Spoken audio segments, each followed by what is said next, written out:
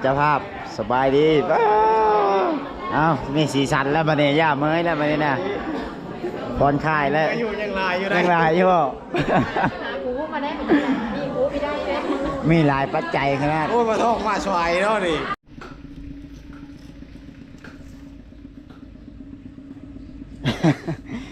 บุกเล่นงานทุกคนเอ้ยนี่ละแต่ละมือกันเลยแล้วกลับทักทายสบายดีเลยกาสวัสดีพ่อแม่พี่น้องมาทุกท่าน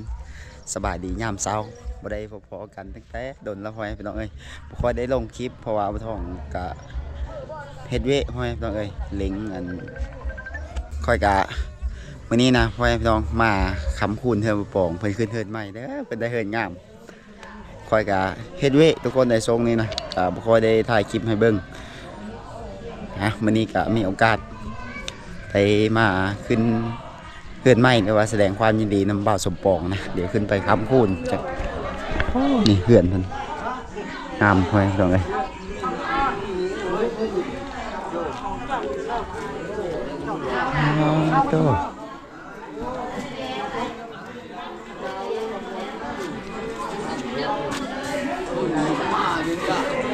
คนเต็มบ่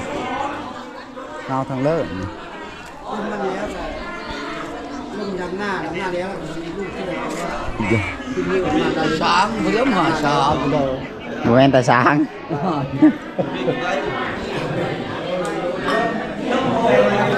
โอ้มาช้ายมาสายอ่ะก็คนหลายนี่พี่น้องเอ้ย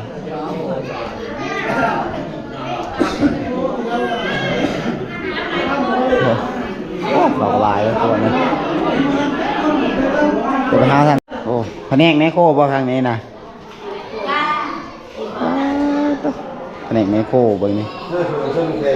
เข้าไปทำคูณทางในทุกคนนะตัวนี้ว่าอยู่ข้างนอก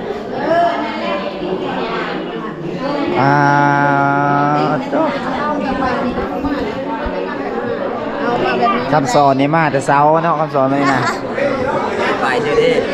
นะจะติดจ่ายนี่ไม่ได้ไปเช่ดิไม่ได้ไวเซอร์ติดแต่เช้านิดนึงอะไรมาได้กินก่อนนะนี่ทำพูดแล้วว่าเดี๋ยวเขาออกบางๆก่อนคนลายโหดอยู่ในคนนั้นคนลายพี่น้อยเอาคำคูณด้วยทุกคนนี่ทุกคนเอาคำคูณเงิน50,000ดอกไม้คูณนึง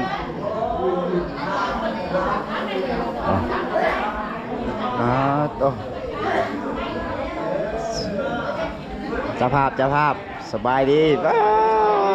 อ้าวมีสีสันแล้วมาเนี่ยย่าเมยแล้วมาเนี่ยนะบอลค่ายแล้วยังลายอยู่กูมาได้มีกูไปได้เลยมีหลายปัจจัยขนาดโอ้มาทอกมาชวยเนาะนี่โอ้ยเรื่องขึ้นนกก็นกเมยแห้งกันเลย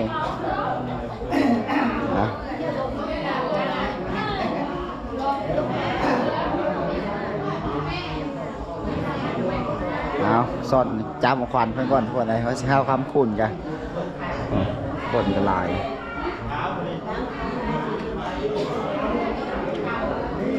มือแรงนอนฟันดีเลยมือแรงฟันดีได้มาเลยไม่ดิเอาจะโถเอา6 ตัวแล้ว3 ตัวโอ้เอา6ตัวเลย3 ตัวนี่ก็พอแห้งแล้วเนาะคนมากระลายทุกคนเลย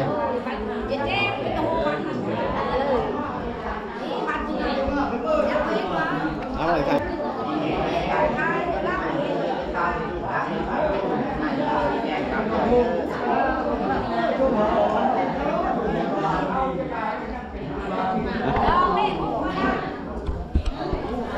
โอ้เป็นตอนครับนี่แม่นน้ำสีทองพ่องสีขาวเลย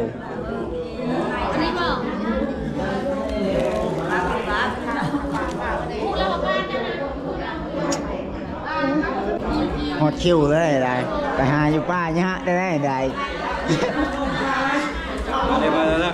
ไปอยู่ป้าไม่ได้ย่างหวานเมยอยู่บ้านได้กินตลอด เอาฤดูกาลมันได้ชุมวิตามินกับหายายังดูแลยูทูบ ทางบัตรทางซ่องอุ้ยสู้บ่ไหวพี่น้องเอ้ยมาครับคุณเอ้ยเมื่อแรงน่าจะปันดีได้วันสงกรานต์ผ่านเกณฑ์มากินเมย์ไม่ได้กินน้ำพาบอก กินเมย์ไม่ได้ได้ทีมงานกินน้ำท้าเอาได้ทีมงานสู้บ่ไหวละเมื่อเลิกกับน้ำสีทองสีขาวสู้บ่ไหวเลยแนวกินเพื่อเราเพิ่นมาย่อเนาะข้าวหวานนี่นะโอ้คนมันหลายทุกคนนะนี่มันอยู่เพิ่นแคบบ่บ่อันนี้มันมีห้องเป็นตัวแอลเด้อันนี้บ่บ่ยานขึ้นปากอ่ะเนี่ยกินข้าวก่อนพี่น้อยมีน้ำจิ้มแล้วข้าวเสา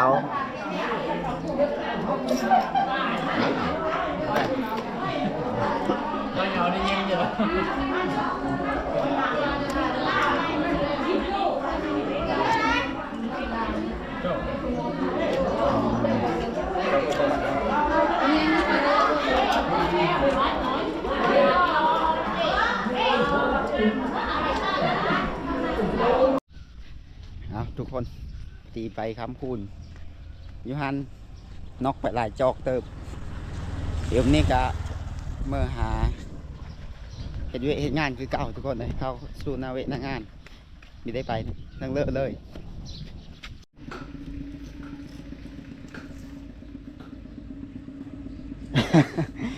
บุกเล่นงานทุกคนเอ้ยนี่ละแต่ละมือกันเลยแล้วแต่ยังไม่ทันเก็บสีครับทุกคนนะยังแถวบูมันนี่ก็ยังท่าเหินปูกระโลต้นนี้แล้วก็โซนต้นนั้นก็ยังไม่ทันท่าซ้ำสีก็ก่อนยังไม่ทันซื้อต้นน้ำมาติดสีท่าสีดำหมดเลยแต่ว่าสีท่าสีเข้มกว่านั้นนี่ทุกคนตัวแผ่นนะยังพาเดี๋ยวเก็บงานอยู่เดี๋ยวสิพาเลาะเบิ่งตัวเฮือนก่อนทุกคนนะขวาเฮือนนี่ก็เดินทางมาฮอดใกล้จะถึงเป้าหมายเลยทุกคนนะว่าสิขึ้นเดินซีดนี่ไม่ต้องว่ามันบ่ทันยังอีกแต่ว่ามื้อที่หาได้มีแต่ยังอีก3 มื้อทุกคนแต่ว่าเฮาเฮ็ดบ่ทันเพราะว่าเฮาก็ทรงนี้คือดองหลายก็งานแต่งติดนี่มื้อนั้นนะก็พี่น้องเสแน่ทรงนึงทรงเลยก็เลยปะไม่ได้เฮ็ดบ่ทองก็บ่ค่อยได้ลงคลิปให้เบิ่งเลยอันนี้ก็ประมาณนี้พอให้พี่น้องเพื่อนกันเลยชุดที่มันแล้วเนี่ยข้างนี้พ่อทองเก็บสีเรียบร้อยแล้วนี่เก็บแล้วมันสี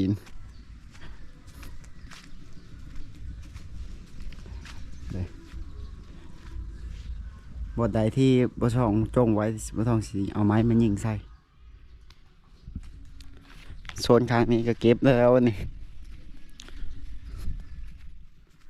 อย่างบ้านนี่มันบ่ทันเท่าบาทนี่แหละค่ะว่าสิขึ้นอี30 มื้อข้างหน้าก็แต่ว่าบาทมันบ่ทันท่อง10 บาทให้มันแล้วสำเร็จพูดทุกคนเลยส่วนดอกไผ่เดี๋ยวท่องสิพาเข้าไปเบิ่งทางในพุ่นละครับก็คือเห็นนะพี่น้องเอ้ยช่วงนี้ก็ตื่นมาตอนเช้าเมื่อเช้าก็ไปเฮือนบุปองพวกไปคำคูณเพิ่นพวกงานดองกระลายเงินใส่ซองก็จะโมมี่ทุกคนเลยหาน้ำโกท่านก็ไปหาฮับเฮ็ดงานเขาแน่เพื่อนเขาเจ้าก็ยังไม่ทันแล้วนะฮับ2 หลังทุกคนเลยแต่ว่าไปตั้งเสาไว้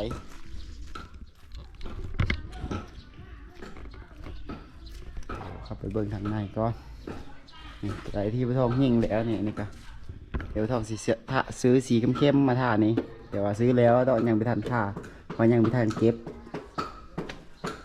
ขอเฮ็ดไปทุกคนเลยนี่เพดานข้างในมันต้องเฮ็ดเรียบร้อยนี่เดี๋ยวสิลองไฟอ่ะนี่เดี๋ยวไฟก็ประมาณนี้เลยทุกคนนะเฮ็ดให้มันสมบูรณ์แบบนี้ละเดี๋ยวสิ มันสีมีดแบบนี้อีกทุกคนเลยนี่ไผ่นี่กับทองซื้อมาใส่ดอกเดียวนี่นะนี่3 สีห้องให้แม่อยู่นะฮะนี่ใส่ดอกไผ่ดอกนี้ให้ข้าเจ้าแลนไฟให้มัน6 ล้านทุกคนเลย6 ล้านปลายๆอยู่ละทางซื้อสายทางไปเลยได้ถือว่าเมื่อหลายเติมมีแต่สีเก็บขอบประตูนี่งานตอนแรกนี่ก็แล้วก็เฮ็ดทาสีน้ำพอสีเพดานกับทองซื้อมาเลยสีภายนอกกับทางนึงนี่จะเมื่อแล้วแต่ว่ายังสิมีทางนึงอีกนี่ทางนี้ส่วนไม้โบนี่ก็ยังไม่ทันยิงซ้ำซื้อมากันโบติดข้างมันพี่น้องเลยบุคอยได้อัปเดตให้เบิ่งแล้วก็บุคอยได้มีเวลาไปถ่ายคลิปคือห้องนี้นี่อายเป็นว่าสิยิ่งพอตึกอันนั้นมันต้นก่อนมันนี่นะใส่แบบนี้ตัดเลย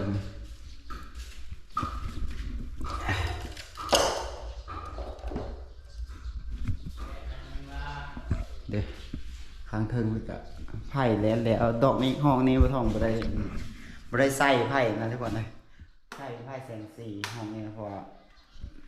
มันสิปรับสีขาวมีมันต่อใส่หน้าเด้ว่าบ่ต้องแพ้แสงนี่แมปข้างเทิงแต่ว่าบ่ต้อง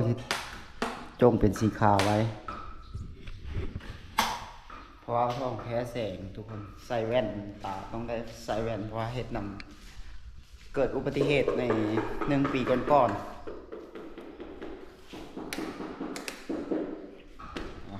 คร่าวๆประมาณนี้ละเดี๋ยวมื้อขึ้นมื้อยังก็เดือน4นี้น่าจะบ่ทันทุกคนเลยบ่ทันก็บ่เป็นหยังนะไว้ขึ้น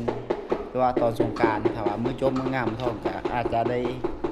หามื้อหายามขึ้นแต่ว่าให้พ่อแม่เพิ่นหามื้อขึ้นก็มันเป็นมื้อที่บ่งามทุกคนหรือว่าเดือนนี้นะมันเป็นท้ายเดือน4แหละเป็นเดือนดับบ่เดือนหยังก็เลยบ่ขึ้นก็อดใจรอเอาถึงว่ามันสิแล้วหรือบ่แล้วก็เราต้องใจเย็นเฮ็ดเทื่อนทุกคนเฮ็ดไปแต่ละน้อยแลนพุ่นแลนพีจะหาเงินแน่แล้วก็มาเฮ็ดแน่มันก็มีหลายปัจจัยที่เฮาค้างค่าก็เลยบ่ทันสินี่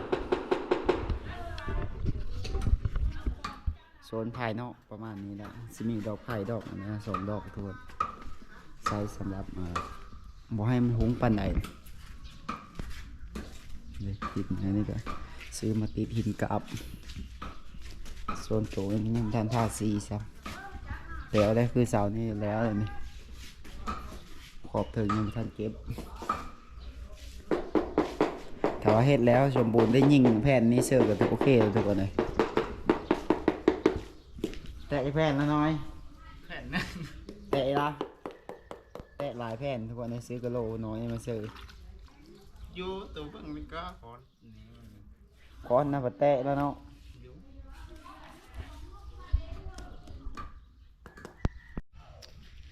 โอเคทุกคนตัดมาตอนค่ำๆนะฮะก็เลิกเวะทุกคนเลยก็แล้วท่าสีพรีมันช้าน้อยนึงนะพรีเก็บสีเพดานนี่คืนนี้เพราะเพดานนี่นะมืออื่นก็สีเก็บสีนี่ทางข้างมันนี่ก็สีข้างถึงแล้วก็น่าจะสำเร็จนะมืออื่นเก็บสีก็ถือว่าสมบูรณ์เลยมืออื่นนะทุกคนเลยยังน้อยเดียวแล้วยังแต่ข้างนี่มานี่เลยเพราะสีเพดานนะฮะก็ท่าแล้วเมื่อกี้นี่พรีมืดทุกคนเลยเพิ่งทางไหนนะไพ่ตอนกลางคืนนี่ประมาณนี้แหละไตบวมเมดทุกคนไตเมดก็น่าจะหุงดีอยู่เด้ประมาณนี้แหละโอเคปิดไว้ประหยัดไพ่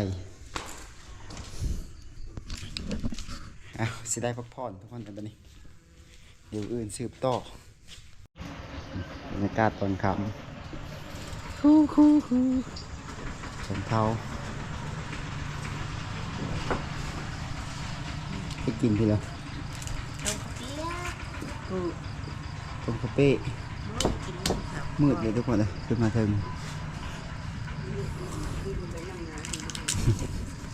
แนวกินข้าวต้มข้าวปีนี่ทุกคนนะกระดูกบนเอาเนี่ยใดกาสิได้พักผ่อนมานี่เดี๋ยวมื้ออื่นหรือว่ามื้อหน้ามื้อในพุ่นละพ่อแม่พี่น้องจังสิสืบต่อนะเอาคลิปวิดีโอนี้ก็สิได้ปิดไว้สำนี้เลย